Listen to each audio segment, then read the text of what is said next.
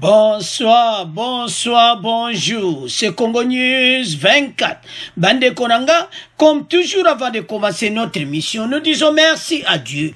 Nous disons merci à nos chers abonnés et téléspectateurs qui nous suivent partout dans le monde entier et en RDC. Bande Konanga, soyez les bienvenus. À la une, un don des États-Unis, Bandeko, 1,6 milliard. Alors, Bandeko, Mbongweye, un don. Pourquoi? Gouverneur de la Banque centrale. Vous comprenez que Makamwezo ya kitoko. Bande kotos à la connecter.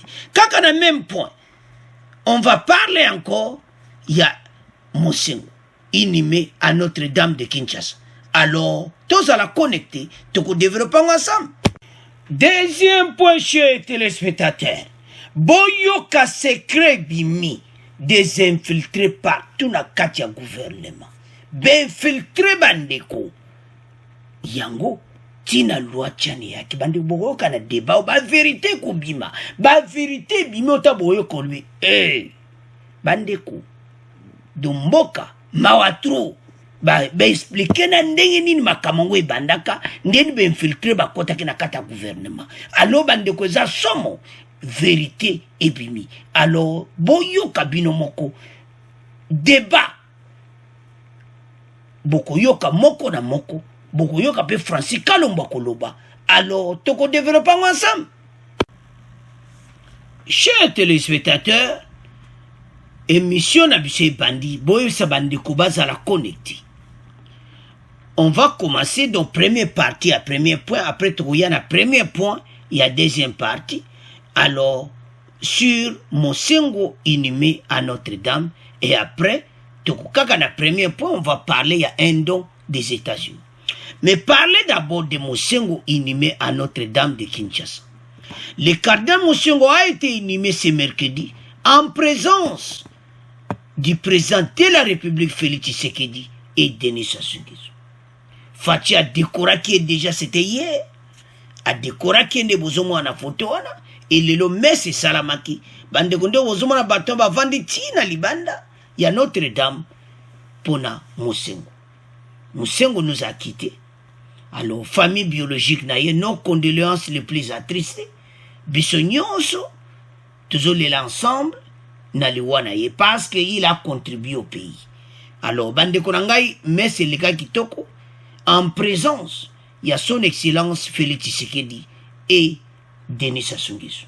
Bandeko Sassou a komi pena proche à Fatia Osakana te proche à Mboka do Mboka pena donc ozomona pena connexion mais na l'era Kabila Sassou bazaki boite azai ko mwana pena mingi te mais l'era Fatia côté na pouvoir tozomona pena ke rapprochement entre les deux Congo ezo sala pena kitoko. Alors bandeko Messe Salamaki vraiment ba autorité presque nyonso a pays bazalaki présent société civile do bazalaki wana alors ba yokani ete akozala inhumé kaka na Notre-Dame. Alors sans plus tarder toyoka extrait oyo bon to continuer mission na biso.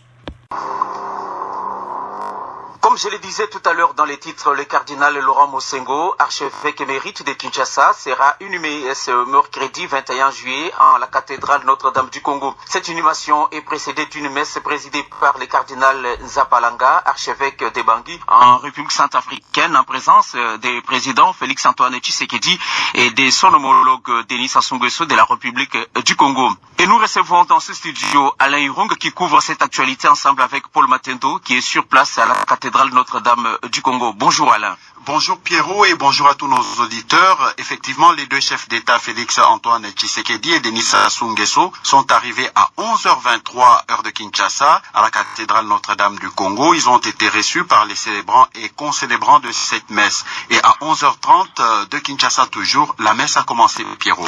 Alain, pouvez-vous nous décrire l'ambiance dans l'enceinte de la cathédrale Notre-Dame du Congo? Oui Pierrot, déjà entre 6h et 7h lorsque nous sommes passés devant devant la cathédrale Notre-Dame du Congo, nous avons observé que beaucoup de personnes étaient déjà amassées devant les portes qui étaient encore fermées. En ce moment, un dispositif sécuritaire imposant et remarquable.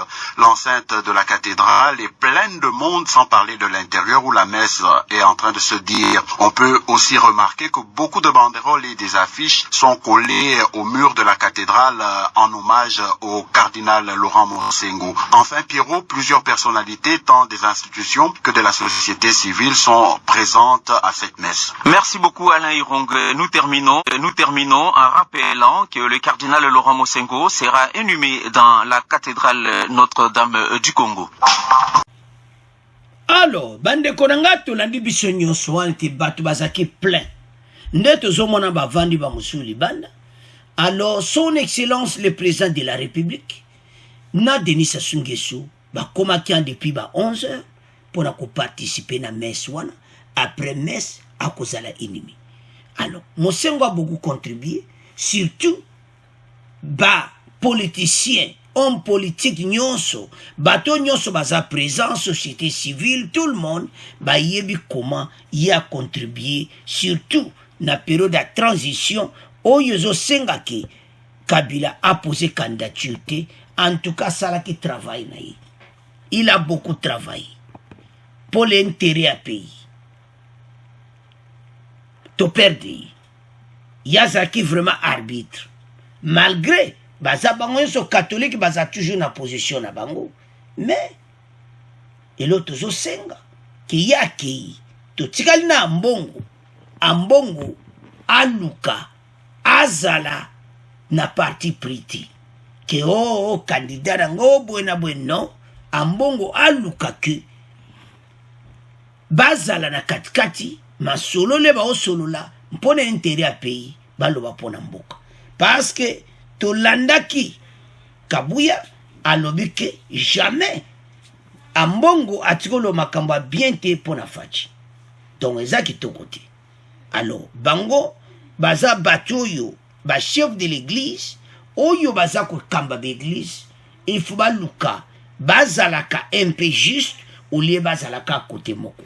Mais Kabuya senga qui était en bongo, il fallait le bagali kamo pe bien pour la fachi. Mais, tu y fachi sa musane bien. Alors, waneza makamu na bango. Oh, catholique, tu tiki na bango, so baza candidat na bango. Mais koto yo, oh, to solo baka que les chiens aboient, la caravane passe, fachi, azo continue ma solo. Mais kolona viene sasu, donc, kosa garantie sasu présent, na matanga, et puis bazo solo la masolo ya coopération entre les deux pays pe makampezo le kawana nawe zo le kanasi ba ozang de ko beta masolo ya luachani bande ko luachani za ko beta batu ba fimbu bande otambo yoka oye ko leka na po ya suka tambo ko yoka bolwane bande ko yango batu batomboki ba secret bimi si luachani eza koyina ne mission na ba Rwanda ba mise ba polele alors metozo ya na pon alors bande konanga Monseigneur Mosengo sera inhumé à Notre-Dame à Kinshasa to tiki point oyo to komo le kasikoyo na oyo ba mbongo ba don pamba ba milliard ezaka kokita na banque centrale États-Unis apesi don to kesikoyo na pon alors bande konangai to komi na premier point na biso. Un don des États-Unis de 1,6 milliard. Et puis tout koloba comment Kabedi atia stabilité à monnaie na biso na banque centrale. Donc ma solo kitoko. Fachi pena donc ba démarrage ba mbongo maintenant to komi na combien 1,6 milliard à peu près ya. FMI. Maintenant, on dit donc il y a 1,6, donc comme déjà, 3 milliards et quelques. Kalate 4. Donc, pays péné ko vanda, donc ça t'a 10 milliards na réserve. Mboke za masolo za kitoko. Toza la connecte. Bami ibi wane misu na bango suke komo tala bia. Leto zalaka kuna, levo zalaka. Yango facha zo chacha bino na prison bozo lobo la République des juges. Mbongo ndenge yi. Bande konanga tala. bato ba diriger mboka pendant 20 ans bazaki na motema mabe po bambongo États-Unis azopesa waza ene pe kopesa kala eza département USAID soboye bango USAID c'est-à-dire département pour na aider ba pays baza bambongo au defati eza ba don et côté na banque centrale oh donc vous comprenez ce que va pesi RDC 1,6 milliard de dollars. Na l'herba tata wana bazalaka. O basali 18 ans na pouvoir. Mbala mo ba téléphone bandi. Allô? Oyo kite. Oh nena. Oh mais. Bato zalare. Eza mba mo ba bengi mba mo mutum. Deo grâce. Ndeni mbongo ne se koti. Allez. Ministre des Finances maman abani ko décaisser déjà. Oh, lettre, yé, bah, lui, faut de ça. Oh, 100 millions. Oh, 200. Mbala moi, bah, ko créer un projet. Oh, Bukanga, Lunzo. Bah, ko créer un projet, bateau. Bateau, ma belle. Balinga ki mboka te pendant les 20 ans. Beaucoup mona fati na mbongo oyo. Ndenga kubongisa RDC. Toza la calme. Tebe ke pasi zali. Même kamba kitoko zo bonga manamboka. Parce que ba voler ou ba yibi ba mbongo. Et le bin de komoko faut bato ba kanga bango. Bango tout baza na prison. Avançons. Les États-Unis renouvellent les stratégies de coopération au développement avec la RDC. 1,6 milliard de dollars. Sur 5 ans, indique un communiqué de l'ambassade des États-Unis à RDC, c'est mardi 20 juillet. Aujourd'hui, le directeur de la mission de l'Agence des États-Unis pour le développement, Paul Sabatine, Obozomonana Simbi, Nino Basimbi Yakor na RDC, pena vice-ministre des Affaires étrangères, Sami Adubango Awoto, ont signé un accord relatif à la nouvelle stratégie de coopération pour le développement du pays, estimé à 1,6 milliard, donc 1 milliard 600 millions de dollars. Mbongo Oyo, 1,6. Hein?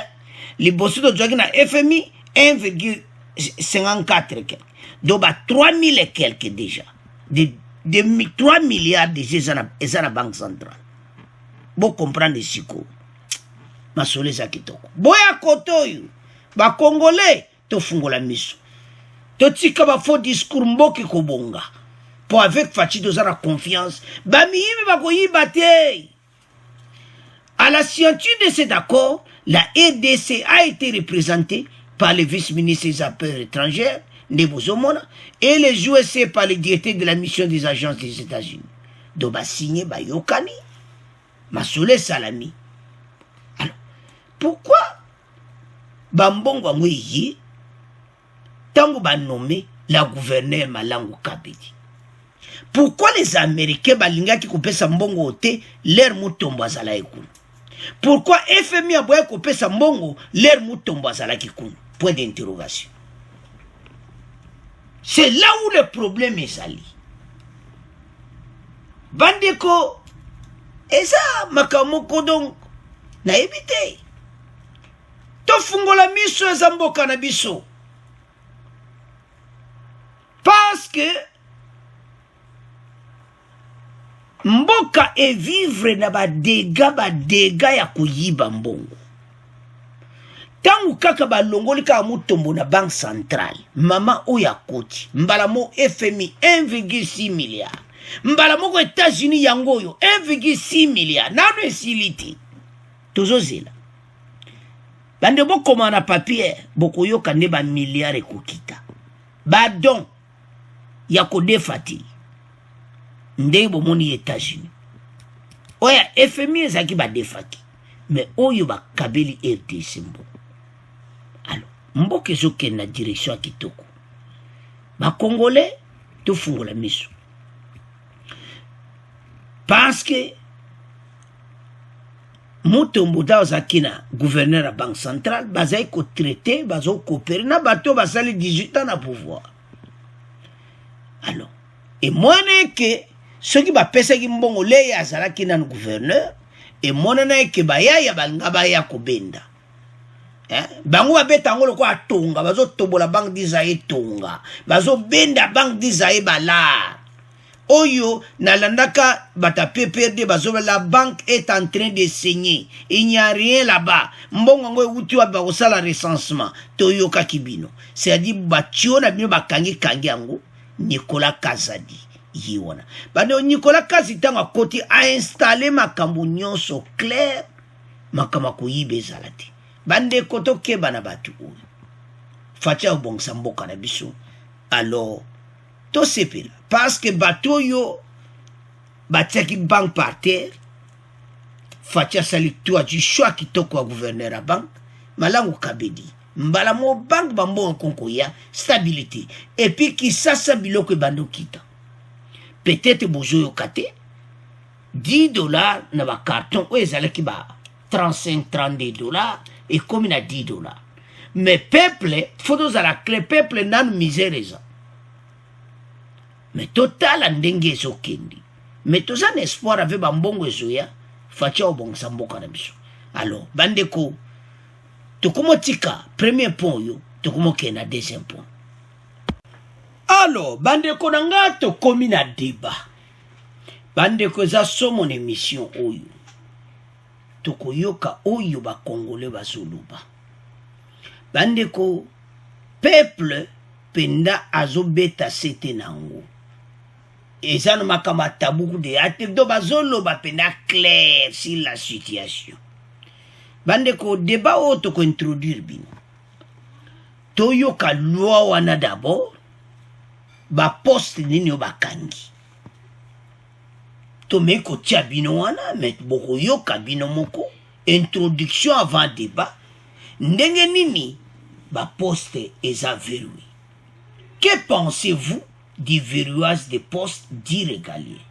Boko yoka ba Congolais ba ko expliquer pourquoi loi oyo ekoleka et pourquoi loi oyo eyepena na moment kitoko et pourquoi il fallait zala.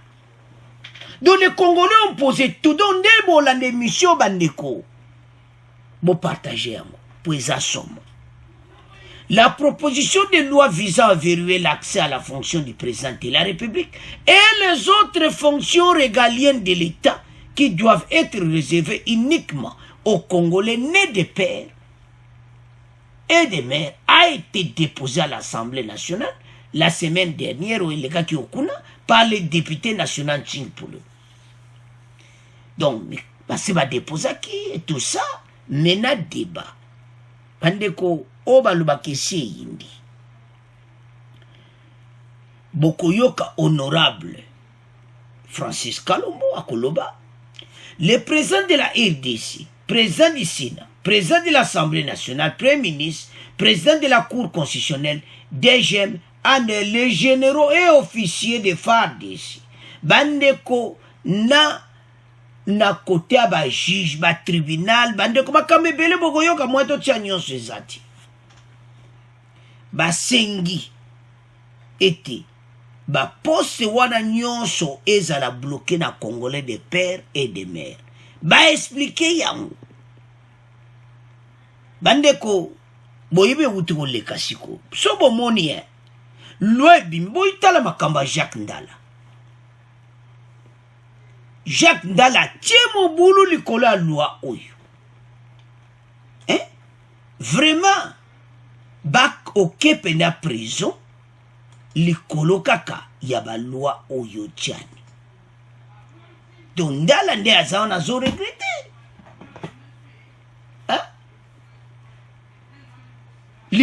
So moni loi eza batu baza agiti. Bo comprendre que ba yebi ke loi wana ba Congolais ba kosepela nango. Eza lokola okangi nduki akangaki biloko wana okangi abeli libomati parce que ba preuve bimi asa sunu likamba koloba te to kangi bandoki ya Congo. Alors toyoka nano introduction bongo to continue mission na biso. Vous êtes des milliers à vous être intéressés à ces sujets, des centaines à l'avoir commenté sur la page Facebook des Paroles aux auditeurs. Et nous en parlons avec vous. Vous êtes nombreux à vouloir vous exprimer sur cette proposition des lois. Outre la fonction président de la République, cette proposition des lois vise également les verrouillages des autres postes régaliens comme le président de l'Assemblée nationale et celui du Sénat qui doivent être réservés aux Congolais des maires et des pères et des mères, ainsi qu'au Premier ministre, au président de la Cour constitutionnelle, au procureur général près la Cour constitutionnelle, au premier président de la Cour des cassations, au procureur général près la Cour des cassations, au premier président du Conseil d'État, au procureur général près le Conseil d'État, à l'administrateur général de l'Agence nationale de renseignement, au directeur général de la Direction générale des migrations et à tous les généraux des forces armées et de la police nationale congolaise. Que pensez-vous de cette proposition des lois? Et nous avons en ligne. Alors, bandeko, te boyoki ne kame tozo kena ligne, tozo botoko tiang, bovolandango. Tolingana ko expliquer na ba congolais, ba comprendre. Mutu nyonso bandeko bolanda de près. Ba poste o nde ba chiwan. Bolandiango, président de la République, Sénat, Assemblée nationale, Premier ministre, président de la Cour constitutionnelle, DGM, et pas wapi ba miyibio ba kunko kima, bazo kene te éviter nana zo diriger DGM na biso. Ane, pose à la service à renseignement, né de père et mère congolais, place au Calais Vazalaki, né de père et mère congolais. Les généraux de FARDC, Boyoka, Oyo Balobi, Pona, ba généraux rwandais.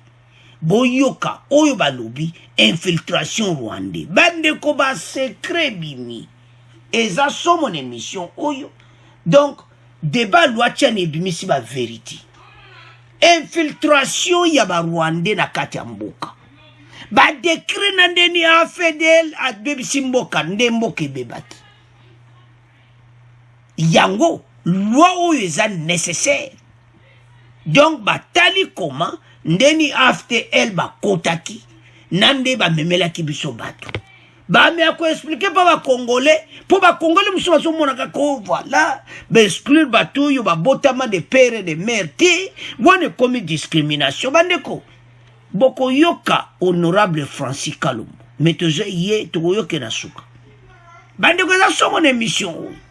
Parce que oye loba mi awa, tant boko yoka bolwa me ba congolais ba changer. Bande ba congolais bazo tchesu mai na monokote makamalu achani. Ba telemele ngona ndenga mukete passe pona bango mboka na bango fait changer. Alors, to yoka premier intervenant, bongo après to continuer mission na biso. Monsieur Bintou Chabola, vous êtes avec nous, bonjour. Bonjour, monsieur le journaliste. Je suis en ligne. Alors, vous vous soutenez à cette proposition de loi. Est-ce que c'est opportun aujourd'hui d'avoir une proposition de loi qui verrouille ces différents postes dits régaliens? Merci beaucoup, monsieur le journaliste. Permettez, avant de parler, que nous puissions profiter de votre micro pour présenter nos condoléances les plus attristées à la famille biologique de Monseigneur Motengo, qui est décédé en France, et surtout à la famille chrétienne de toute la République démocratique du Congo et particulièrement à l'Église catholique. Pour revenir à la loi Tchani, vous savez que nous étions abstenus depuis longtemps pour remettre un point de vue par rapport à ça, étant donné que nous n'avions pas encore lu cette loi, ni cette proposition de loi, modifiant et complétant la loi numéro 04/024 du 12 novembre 2004 relative à la nationalité congolaise. Ce projet de loi a fait couler en salive. Nous nous étions abstenus, comme je vous l'ai dit, de faire un commentaire sur quelque chose qu'on n'a pas encore lu, ni qu'on n'avait pas encore vu. Maintenant que cela est fait, nous pouvons dire quelque chose quant à ça. Cette proposition de loi est encore un projet de loi. Il doit suivre un long processus, c'est-à-dire après son dépôt, comme ça il s'est déjà fait, elle doit aller à la cellule de suite de l'Assemblée nationale. Elle ira, s'il y a un avis favorable, elle sera examinée par la conférence des présidents, qui est composée de toutes les tendances. Et après ça, si cela est approuvé, elle sera programmée à la plénière. au niveau de l'Assemblée nationale qui regroupe toutes les tendances. Pour un premier temps, il y aura un premier débat, si cela est soumis à la plénière. Après cette étape, il y aura si elle est approuvée, la plénière, elle sera transmise à la commission PAJ de l'Assemblée nationale, qui est composée aussi de toutes les tendances. Donc, je ne vois pas pourquoi les gens sont agités. Cette loi est impersonnelle. Elle ne vise personne, elle n'exclut personne. Elle protège seulement certaines fonctions régaliennes de notre pays, comme cela l'avait toujours été depuis l'indépendance, avant l'entrée, après l'indépendance. Ce qui a dérangé, c'est depuis l'entrée de l'AFDEL qui a amené beaucoup de problèmes dans notre pays, qui n'a pas amené de solutions. Aujourd'hui, ce sont des conséquences et les relégats de l'AFDEL que nous sommes que la République est en train de régler. L'AFDEL a affaibli la République, notre pays, dans plusieurs secteurs, surtout de la vie nationale. Il y a eu beaucoup de secteurs qui ont été affaiblis suite à ces conglomérats-là, et même que Moussé Laurent Désiré Kabila avait appelé que c'était un conglomérat d'aventuriers. Messieurs les journalistes, je vous rappelle qu'à l'entrée de l'AFDEL, il y a eu un chef d'état-major qui fut nommé, on nous avait présenté à l'opinion tant nationale qu'internationale qu'il était zaïrois, devenu congolais par le changement de nom du pays, ex-Zaïre, devenu République démocratique du Congo. Quelques mois plus tard, le même AFDEL va nous dire que c'était un Congolais, c'était un conglomérat d'aventuriers. Le chef d'état-major qui dirigeait l'état-major de la République démocratique du Congo, quelques temps après, quand ils ont eu des problèmes, le monsieur est parti et nous avons vu que le même monsieur a été nommé chef d'état-major d'un autre pays voisin. Quel scandale pour voir une même personne diriger des états-majors de pays différents dans un temps très record. Ce genre de comportement, la République ne doit pas s'y permettre. Donc, voilà un exemple qui montre que, quelque part, la République doit savoir protéger son pays et protéger certaines fonctions. Monsieur Bintou, mais on sait que la constitution de notre pays prévoit que la nationalité congolaise elle est bien sûr exclusive, elle ne peut pas être détenue concomitamment avec une autre. Cela veut dire automatiquement que ce soit dans n'importe quel domaine, dans n'importe quel secteur, que ce soit quand quelqu'un peut postuler. On ne peut pas aujourd'hui remettre en cause, par exemple, dire que non, celui-ci il est congolais des pères et des mères dès lors qu'il a la nationalité congolaise telle qu'elle est reconnue par la Constitution. Est-ce que cela ne pète pas flanc à ceux qui estiment que si on doit mettre ces critères pour verrouiller, on exclut tous les Congolais qui, pourtant, la Constitution leur permet d'avoir la nationalité dans les conditions prévues par la loi?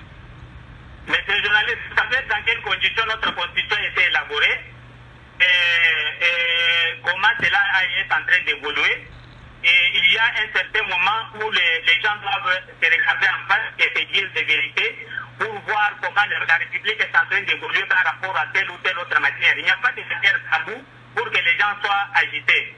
Tenez, monsieur le journaliste, ceci n'est pas une première dans notre pays. À la Banque centrale, il y a une disposition qui stipule que pour être gouverneur de la Banque centrale du Congo, il faut être des pères et des mères congolais. Est-ce que cette disposition-là a été changée au niveau de la Banque centrale? Je vous prends, il y a la loi portant organisation de l'élection du président du mouvement populaire de la Révolution, président de la République, qui est publiée dans le journal officiel numéro 3 du 1er février 1984. Dans son exposé de motifs, au 4e paragraphe, 4e titre, ceci dit, les candidats au poste du président du mouvement populaire de la Révolution, président de la République, doit être zaïrois, des pères et des mères. Donc, c'est l'entrée de l'AFDEL, qui, comme je vous l'avais dit à l'introduction, qui est venue avec le cortège des malheurs, qu'on a changé certaines dispositions, on a modifié beaucoup de choses, avec tout ce qu'il y a eu, dialogue, concertation et autres. Ça nous amène là où nous en sommes aujourd'hui. Alors, les agitateurs doivent se calmer. Voilà, vous estimez, monsieur Bintou, vous estimez que la matière n'est pas tabou, ça a déjà existé et que de toutes les façons, il y a tout un long processus pour qu'on arrive à adopter une loi, chacun pourra apporter ses arguments. Alors, on vous garde en ligne, nous allons écouter Kalo Kalonji. Alors, bande kotolandi biso nyonso. yango boyo kande be infiltrer Rwanda bakota kinamboka loi oyo yene sengomi ba congolais bazo imano te bandeko boko yoka ndeko mususu après to yoka Francis Kalou bandeko ezo sala pasi komona comment mboka na biso infiltrer bakota kinandenga mukiti loi ya boyeye. Je me demande to landiwana. Est-ce que oza congolais ya ndenge nini ozo koka ko défendre ko zala même jalouté ya mboka na yo bandeko non soko lingi loko wana il faut quand même jaloux parce que oza mboka na yo ya bandeko balobi que c'est impossible ko mona batu un congolais ou bien oza congolais te. Toboïté, il y a des intérêts. Toboïté, il y a des partis politiques. Mais façon, oyo batu bazo défendre. O bazo lobasi loi contre loi tchani. Non, so botali batuana mawatu. Ya bandeko ba beti seti. Ba pese exemple ya généraux rwandais. Ya communauté internationale oyo toluamba nambana. Donc bango mutu ba tchaki général rwandais wana ba yebisi biso ke aza congolais. Nzambe na ngai. Oyo za ba vérité bozo yoka. Biso to yebaki na biso, mais siko ba lobi vérité claire que la communauté internationale ba yelaki biso yi. Ba lobi azali congolais azala wana. Tangu yindi na Laurent Désiré Kabila oye moko aza 100% net congolais. Yaya alongwe akena mboka wana mususu ba nommé ye général. Est-ce que tu comprends ngo? Tokeba na communauté internationale. Ba pesi biso mbongo, tozina biso. Boza ko aider biso na mbongo. Mais beaucoup tchasu biso misu muliliti. Congolais zo mona klebande ko makambo a loi tchani. Communauté internationale eza ya koyinda ya Katumbi alobaki ki azo bengisa communauté internationale baya. Beza ya koningana bayaki deja. Bakene okutana Kabuya la chef wa MONUSCO ke makamba tchani weza ndenge nini no fachi kuna kuto azate. Bande ko ba point de vue ba congolais nyonso eza pour. Question mais batuni que pensez-vous du verrouillage? Baso pesaka positive. À part Mutuya Katumbi. Boko la nomé la débat oyo. Bola ninde ko wana. Azo supporter. Boto tire bino seconde ko mususu. Boyo kai, bo mona ke aza de même sens. Mais les boyo ka Francis Kalombo eza ya koyinda na émission yo. Po essayer yindi nango. Toyoka ndeko oyo. Gallo, bonjour et bienvenue dans Parole aux auditeurs. Bonjour à tous les auditeurs qui nous suivent à ce moment et à votre invité, l'honorable Bintou, et je salue en passant. Alors, vous avez suivi l'introduction. Il y a un camp ici, même quand on regarde les débats sur la page Facebook, il y a ceux qui sont pour et ceux qui sont contre, chacun avec ses arguments. Alors, quel est votre point de vue par rapport à ces débats? Oui, je commence par vous dire que moi je suis pour. Je ne peux pas trouver cette discussion tabou. C'est-à-dire quoi? Votre invité vient de souligner un point très important. C'est-à-dire chaque Congolais que nous sommes, chacun a toujours eu l'amertume quand on entend toujours parler que dans notre armée, il y a une infiltration. Tout le monde est d'accord, quelles que soient les tendances. C'est que tout le monde est contre dans notre armée qui n'est pas une infiltration. Mais si aujourd'hui, au niveau du sommet de l'État, on trouve bon, parce qu'il y a une histoire à la proposition, non, il y a certains postes que nous devons réellement assumer en tant que Congolais de père et de mère. Moi, je ne trouve pas de problème. Si aujourd'hui il y a une discussion, les gens se soulèvent. Moi, je trouve, est-ce qu'il y a ce Congolais-là qui peut ne pas avoir vraiment une jalousie de sa patrie? Partager vraiment notre pays avec quelqu'un d'autre, moi, je refuse. Mais d'abord, revenons pour un fait. Et Congolais, tout celui, même un étranger qui renonce à sa nationalité d'origine, que ce soit rwandaise, que ce soit angolaise, tout ça, quand il renonce, il dit qu'aujourd'hui j'adopte pour la nationalité congolaise, donc nous connaissons tous avec la loi, ce monsieur-là est congolais. Mais est-ce que un tel monsieur peut accepter aujourd'hui, nous pouvons accepter aujourd'hui qu'il soit au sommet, par exemple, à la présidence de la République? Moi je trouve non, parce que celui-là, bien qu'il a changé la nationalité, parce que les gens changent de nationalité toujours pour les intérêts. Si aujourd'hui il se retrouve devant un fait avec un Angolais, un fait avec un Rwandais, moi je ne trouve pas que ce monsieur-là aura vraiment cet amour-là envers les Congolais. Il aura toujours sa tendance à faire. Merci beaucoup, Kalo.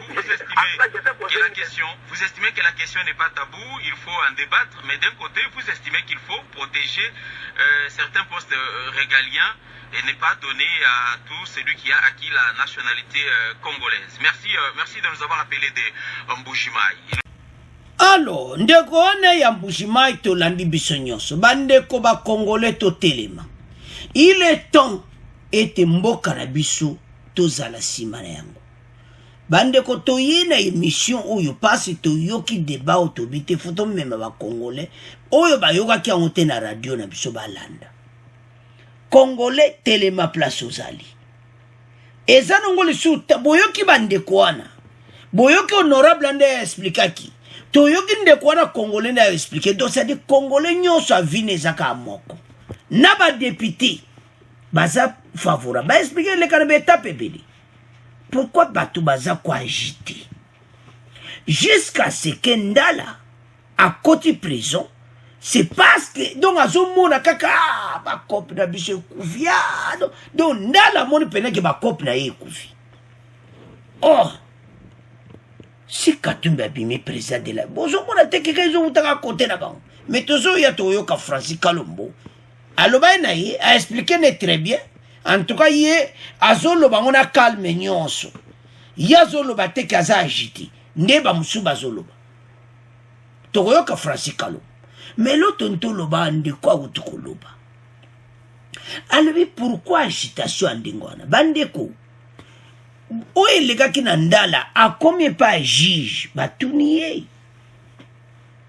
Loi tiani esali nini? C'est une loi. Pourquoi yoza contre loi ya ba république ya mboka hôtel meliango polo amalo ma bendenge wana télévision aso betambala bako sala association mona prison kuna siko tala ndenga tiki bana yi Ndala bana na ndaku likolo ya nini loi tiani bandeko cette loi a des effets yango wana pour moi keza loi kitoko et le to la musa moral ba Congolais parce que ça ba Congolais musu baza un pas dedans un pas dehors tous a besoin binonyo surtout za la connecter loi oyo zampo na intérêt ya mboka eza makambo etali président de la république etali parti politique mais etali l'intérêt de la nation donc ce qu'on a vrai Congolais ndende kwa na lobi o kwa agiter nani il a donné des exemples. Tango ekuta dossier soko za angolais oza rwandais ekuta nango yoko za la côté wapi. Il a dit que ndekona ndenge honorable a expliqué ba na raison. Ce n'est pas possible.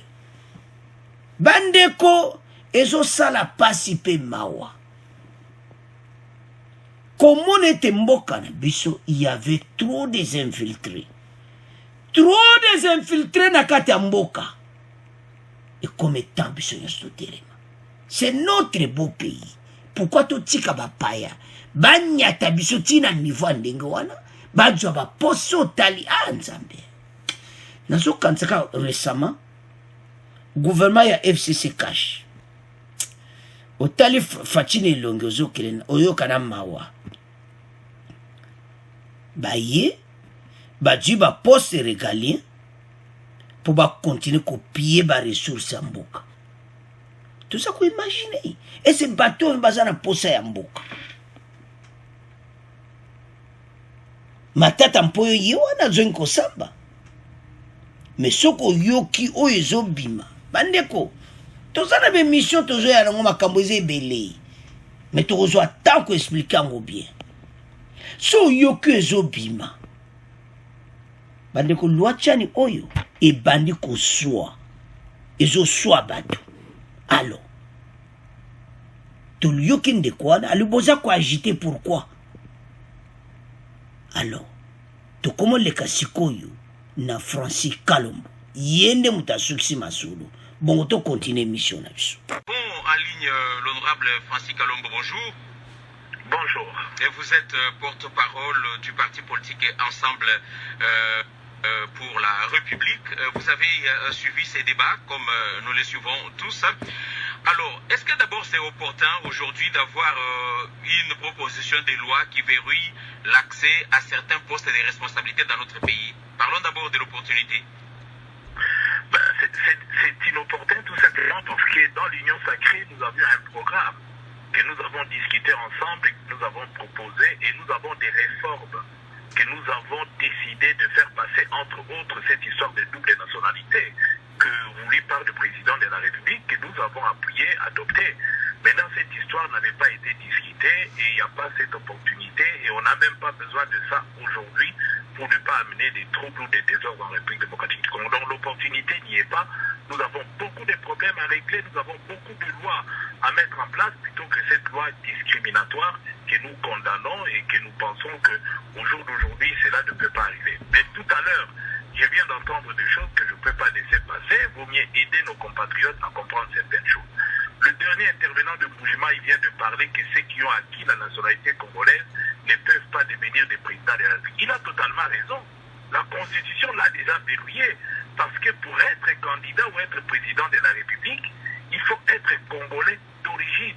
C'est-à-dire que celui qui a fait la demande et qui a acquis la nationalité congolaise ne peut pas être président de la République ni président de l'Assemblée nationale. Les gens pensent que pour devenir président de la République, c'est ouvert à tout le monde et on peut ramasser quelqu'un et le devenir. Non, ces postes sont déjà verrouillés par le fait qu'il faut être congolais d'origine. Et l'article 10 de la Constitution définit qui est congolais d'origine et qui ne l'est pas.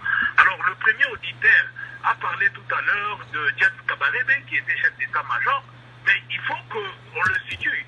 Dans quelle situation il est devenu? Mais justement, pour mettre fin à tous ces désordres-là, que nous nous sommes retrouvés à Lusaka, que nous avons discuté, nous avons débattu, parce que James, tout le monde savait qu'il n'était pas congolais. C'était une armée d'occupation qui est venue en République démocratique du Congo avec des Rwandais et qui ont occupé et mousé Laurent Désiré Kabila, qui est congolais du père et des mères. Et des autres ont accompagné ces gens qui sont venus là. Donc moi je vais vous dire une chose, ceux qui trahissent le pays, ce n'est pas seulement les Congolais et les demi-Dakar, au contraire, ceux-là travaillent. Je ne dis pas que s'il y a une infiltration, donc il ne faut pas amalgamer les choses. S'il y a une infiltration dans notre armée ou dans notre administration, il faut les dénoncer. Quand est-ce qu'on parle de l'infiltration? C'est-à-dire quelqu'un qui n'est pas congolais, qui entre en République démocratique du Congo et qui occupe des postes en République démocratique du Congo. Nous devons condamner, nous devons lui dire que tu n'es pas congolais et tu dois partir. Ça, c'est une infiltration. Alors, il ne faut pas amalgamer les choses avec des Congolais qui sont nés au Congo, même s'ils sont nés à l'extérieur, mais qui ont des parents congolais et qui ont droit à la nationalité congolaise et qui l'ont choisi dès leur naissance à ces jours, venir les taxer, l'indexer, ça indexer une catégorie de Congolais, c'est comme dans une famille, puisque l'autre qui parlait, il est du Kasaï.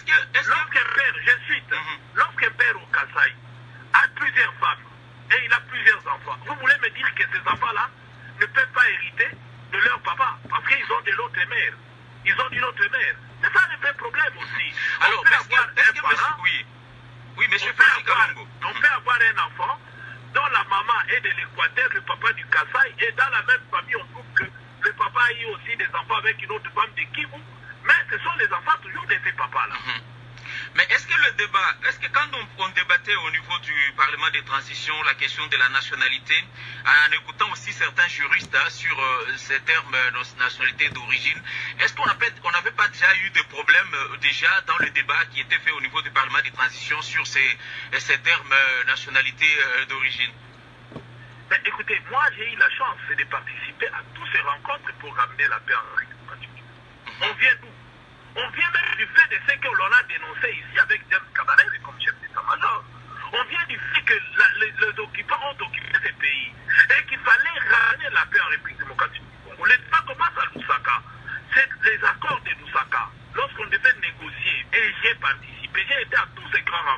pour ramener la paix en République démocratique du Congo. Certains discutent aujourd'hui puisqu'ils n'ont jamais connu le affre de la guerre.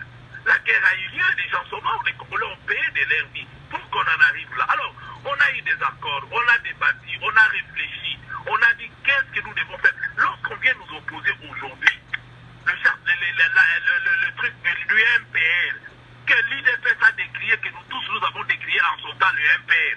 Alors, est-ce qu'aujourd'hui, le MPR devient un modèle où on prend les dispositions du MPR comme un modèle pour venir nous opposer aujourd'hui? Non, c'est malheureux.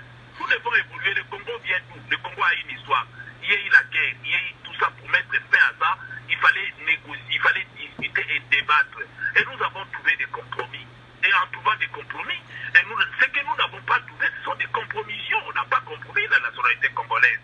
Mais il est tout à fait normal et logique qu'un enfant congolais, né de père ou de mère congolais, est congolais. Et ça, c'est partout au monde. Vous n'allez pas décrier, refuser à un enfant kassaïen qui est né de mère de la province orientale qu'il est kassaïen. Quand on remplit nos identités, nous, en République démocratique du Congo, qui c'est qui remplit, qui c'est qui a deux tribus ici? Il n'y en a pas. On a un seul tribu, c'est-à-dire que lorsque nous remplissons nos identités, soit vous êtes des patriarcats, vous remplissez l'identité, les tribus et tout de votre papa, ou vous êtes du matriarcat comme nos frères du Bas-Congo, comme les Babeba, ils remplissent ceux de leur maman. Alors, comme dans le Bandundu pour certaines tribus, donc aujourd'hui, on n'appartient pas aux tribus et de la maman et du papa. Non? Alors, choisis un seul. Si on est matriarcat de la maman, si on est patriarcat du papa, c'est ce qu'on met sur la fiche. Alors, un tel Congolais qui a choisi Congo comme son patrie, il est Congolais d'origine. On peut aujourd'hui vouloir indexer certaines catégories de Congolais. En ce moment-là, parlons... Alors, Bande Kotolandi Francis Kalumbu. Donc, il a expliqué Mazo Lobango Nandenge à calme, à Lobango avec sagesse. Côté on te comprendre, il y a Lobango avec sagesse. Mais, vous comprenez, kaka. Vous allez comprendre émotion ya bango. Donc, bango pena côté wana. Donc, bazo mona pena ke, en tout cas, tout raté. Donc, et ça passe. Mais, il ne faut pas comprendre que Mboka na biso, il y a trop des infiltrés. To landi biso nyonso wana mais les mots kalumbalo biango que trop des infiltrés rwandais. Nde ba pesa ki exemple ya général d'armée, ya FARDC ba présenter biso na communauté internationale qui azali congolais mais deux mois que sont des infiltrés. Alors, infiltration wana yangonde bomi mboka. Yangonde congolais nyonso azotelemi. Francis Kalumbu tozo comprendre honorable to comprendre bino na niveau ya ensemble pour les changements. Donc vous avez besoin que Katumbi a posé candidature na 2023. Mais chance ezate soto landika ka débat auto so mona kazana chance ti. Parce que loi est koleka. Donc loi tchani et le makambane walo que loi tchani nde makambo. Batu ba komi agité bandeko. Mina communauté internationale bazo lenga. Bandeko bazana problème sérieux. Hein? Bandeko la communauté internationale bandima kité Bazaï komona fachika kaboye, mais baye omona ki un nationaliste au sommet de l'État. Ba Congolais to sepe là. Makambu oya loi tchani ezali sous makambu parti politique ti. Ongai DPS, ongai SID, ongai parti AAFDC, onga AAA. Ezali sous makambu parti ti. Onga union sacrée, onga opposition, eza sous makambo wana te makambo eza ya mboka, eza ya makila. Tozo beta sete côté wana. Bozo yokande bata Katumbi bazo défendre. Pourquoi bazo défendre? Benteri. Bazo pesa bébé exemple. Bah, Kalumba Lubengo avec sagesse. Que ndeko wana leki liboso o alobaki wana ya mbujima alubaza abi ndeko wana effectivement ça a raison que des Congolais nés de père et de mère, mais Congolais d'origine. Ah, il y a lui Congolais d'origine. Pour la bango, Congolais d'origine, c'est-à-dire papa, Aza, Burundais, maman, Aza, Congolais. Donc, au Botamina Congo, Congolais d'origine. Voilà, c'est le cas le monde Aza pour expliquer. Mais, loi tchaninde elingi bango bazala na ba poste wanati. Bandeko, point où penezo pesa bango passe, ça ba poste nyonso wana régalien. Ndeto tandeli bende boyoka na introduction, journaliste wana po bango batangi loi tchani. Ba poste nyonso bachi. Ezaka ka présidence ti. Biso tcheli bino wana, te soto manqué moko mele boyoka na information, ne bande l'introduction so bolanda ki émission, bo comprendre l'introduction à débat to tchakiam. Ils ont tout expliqué. Pose en a prémature. Premier Sama Lukondaza, né de père et de mère congolais. Ose à la place Mboso Aza, place Bayati Aza, né de père et mère congolais. Ose à la présidente, il y a cour constitutionnel, conseil d'État, deuxième direction de migration, na agence à renseignement, ANER, né de père et mère congolais. Biso batuto lobiti. Bolandi wana biso stolandi bo batangi loi wana pena bo likola mesa batangi nyonso. Ba ekoyebisa ba congolais ba détail. Émission eza po efungola bino miso bo comprendre que eza nonka pona président de la République te poto lobo bazo wela 2023. Non. Eza makama président kakati. Eza que to battre la mboka, la souveraineté du pays. Bandeko, mboka oyo, ce qui dans le monde, il y a des infiltrés, bah, côté na gouvernement, et des sebaleki. Ce qui est partout au monde, hein, ben infiltrés, bah, zata, mais pas na biso des infiltrés, au moins, na eboui. Après, à côté des zamba. Oh, yango balobi, les généraux, les officiers, du général de FARDC. Bon, peut-être ma grande armée aux ati. Bah, tcheke pour l'air, tu connais ma carte d'identité.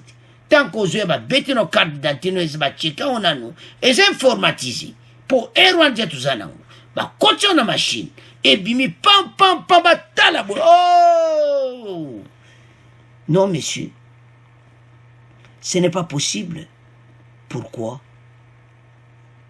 Vous ne pouvez pas être général de FARDC parce que il faut être père et mère congolais. Assumez tout. Vous ne pouvez pas opposer mes candidatures. Na poste, il y a présent à l'Assemblée nationale, oh bah voter, oh tout ça, bon. Non. Cour constitutionnelle au Kolekati. On a aner. Hein? Oh, ça sikoyo, oh, on va changer mouton, boy. Na aner place zati. Né de père et mère congolais. Et là, ba carte, c'est comment ba ko beta on ka boy. Donc, yo père et mère ba congolais te moiti. Bandeko, mboka, il faut échanger. Et de cette moni passé, et comme étant au Congolais à téléma. Botika kolala ba pongi. C'est notre pays. Toko tika mboko ti wapi. Et comme état to récupérer mboka. Bandeko to landi Francis Kalumbu. To landi bandeko ba bengi. To landi ba honorable ba tebele ba participer à émission. Alors, bandeko nangai, loi chaninde makambo. Yango nde sukisi batu nyonso. Batu oyo bakanzaki RDC. Tabandeko, loi oyo ndenge bimiko toyebisa bino mbala mbala. Nzamba lingi mboka na biso. Me ye mo facha yebakiti. Mutu mota yebaki. Loi chani azaki inspiré. Merci loi chani. Donc merci chani na ba ide na yo. Mboka oyo faut continuer boui. Alors bandeko tolandi biso ce débat. Biso suko biso moko tozala ensemble. Et ça m'a comme parti politique. Te soko benoza papa no maman no congolais. To sangana. Pesa commentaire. ya kitoko oyo eza mboka na biso tosufri tolelaki mingi awa mais leo toza na opportunité ya boyi tokanga mboka na clé moko ya monene clé wana po buka yango solution eza moke olingi ofungola clé bayebisi yo olingwa clé mais clé eza wana clé oni pere mare congolais ntango kaka osimbika yango kabwe mbala mo pa ofungoli okoti alors totika yango na bino bandeko na nga tokomi na fait émission continuez à s'abonner merci na ba commentaire au revoir à la prochaine.